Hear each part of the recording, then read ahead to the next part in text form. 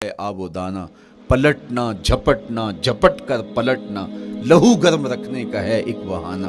परिंदों की दुनिया का दरवेश हूँ मैं, ये शाही बनाता नहीं आशियाना। तो जिंदगी मुश्किल मराहल से गुजर जाने का नाम है। इकबाल ने कहा था, है शबाब अपने लहू की आग में जलने का नाम। ये जिंदगी आसान नहीं है, ये हालात की तलखियों का मुकाबला करने का नाम है, ये ज़ब्ते नफ्स का नाम है, ये अपने मन की तरबियत का नाम है।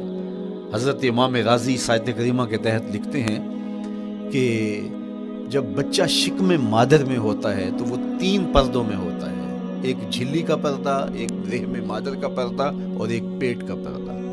तो 3 पर्दों में वो बेचारा बड़ी अजीब सी हालत में होता है। ये उसका पहला मरहला है तख्लीक के बाद। उसके बाद पैदाइश का दूसरा मरहला है। ये जच्चा बच्चा दोनों के लिए मौत व हयात के मरहले होते हैं। उसके बाद वो पैदा हुआ, इस दुनिया पे आया, तो उसकी मुश्किल क्या है? ज़ुबान है, बोलना नहीं जानता, देखता है, पहचान नहीं सकता, सुनता है, समझ नहीं सकता, हाथ हैं, पकड़ नहीं सकता, टांगे हैं, चल नहीं सकता। कितनी मुश्किल बन गई। ये सब कुछ चीज़ें होने के बावजूद भी वो बेबस दिखाई देता है। उसको दूध मांगने के लिए भी रोना पड़ता है। तो ये एक मरहला था। फिर आहिस्ता आहिस्ता उसने बोलना सीखा, एक एक हरफ करके, लफ्ज़ लफ्ज़ जोड़ के वो जुमले मुकम्मल करता रहा। आज तो ज़ुबान का तोती बोलता है, आज तो बात करें तो जो है वो माहौल थम जाता है। लेकिन इंसान ज़रा पलट के आगोश मादर में तेरी माँ ने एक एक हरफ तुझे सिखाया था, एक एक लफ्ज़ तुझे सिखाया था, लफ्ज़ लफ्ज़ करके, हरफ हरफ करके जुमले बने। और आज तेरी गुफ्तार की शोखी के तज़किरे ज़माने में हैं, तो फिर तुझे बोलना सिखाया। तू चल नहीं सकता था, आज तेरी जो है वो जोलानियाँ देखने वाली हैं, तेरी रफ्तार को कोई छू नहीं सकता है। तेरी आंखों की बिजलियाँ आज उकाबों से बढ़कर हैं। आज तेरे कानों के अंदर नगमों का जहां आबाद है। आज तेरे हाथों की गिरफ्त के आगे शेर गर्रां भी हो तो वो भी बेबस हो जाता है। लेकिन देख तू कितना मजबूर था।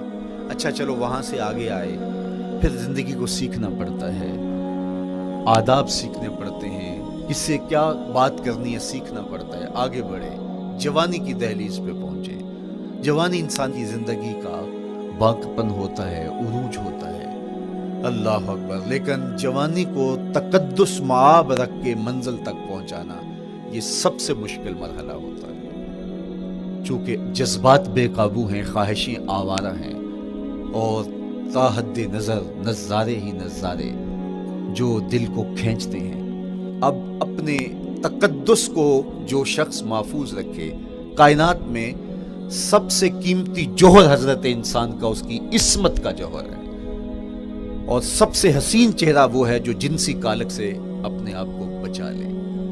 तो जवानी हो, बाकपन हो, और फिर अपनी ख्वाहिशात को बेकाबू न होने दिया जाए, सबसे मुश्किल मरहला पूरी जिंदगी में ये आता है। किसी ने कहा था, किताबे ज़ीस्त का एक और बाब बीत गया, शबाब बीत गया, एक अजाब बीत गया। तो शबाब का ख़त्म होना और उसको खैरियत से मंजिल तक पहुंचना, ये कितना बड़ा मुश्किल मरहला होता है। जिसका जवानी में बातन का चेहरा मस्क हो जाता है और जिनसी कालक से जो चेहरा आलूदा हो जाता है, उसका इफ़्फ़त का दामन दागदार हो जाता है। तो इसलिए वो चेहरा ताबा है, वो चेहरा रोशन है, वो चेहरा मुनव्वर है, जो अपने आप को कालक नहीं लगने देता और अपनी इस्मत की हिफाजत करता है। मेरे हुजूर ने भी इरशाद फरमाया, सबअतुन युज़िल्लुहुमुल्लाहु तआला फी ज़िल्लिही यौमा ला ज़िल्ला इल्ला ज़िल्लुहु। 7 अशख़ास ऐसे हैं क़यामत के दिन जब कोई साया नहीं होगा, अल्लाह उनको अपने अर्श का साया अता करेगा। उनमें से पहला शख्स इमामुन आदिलुन, आदिल हुक्मरान। दूसरा शख्स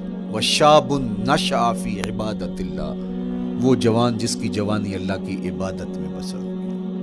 तीसरा वो शख्स वरजुलुन कल्बुहु मुअल्लकुम बिल मसाजिद, वो शख्स जिसका दिल मस्जिद में लगता है, मस्जिद में जमता है। और चौथा शख्स वरजुलुन दअतहु इमरतुन ज़ातु मनसबिन व जमालिन फ़क़ाल इन्नी अख़ाफ़ुल्लाह, वो शख्स जिसको दावत गुनाह मिली और हुस्न कदमों में बिछने के लिए बेताब हुआ, और उसने क्या कहा, इन्नी अख़ाफ़ुल्लाह, मैं अल्लाह से डरता हूँ, मेरा अल्लाह मुझे देख रहा है।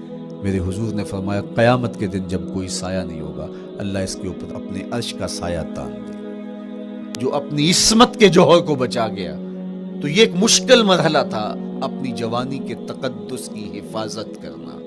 میرے حضور نے ارشاد فرمایا انا حبیب اللہ، میں اللہ کا حبیب ہوں، جو جوان جوانی میں توبہ کرتا ہے وہ بھی اللہ کا حبیب ہے۔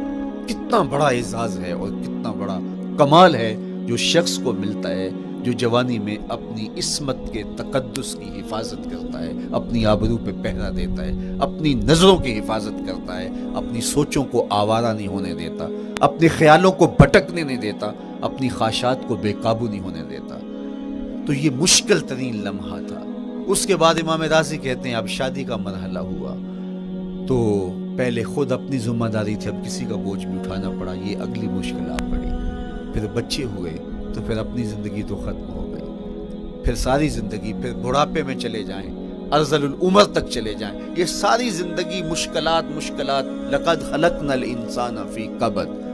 تو ہمیں عملی طور پہ مشکلات کے مقابلے کے لیے تیار ہونا چاہیے۔ دیکھیے ہم جب شکار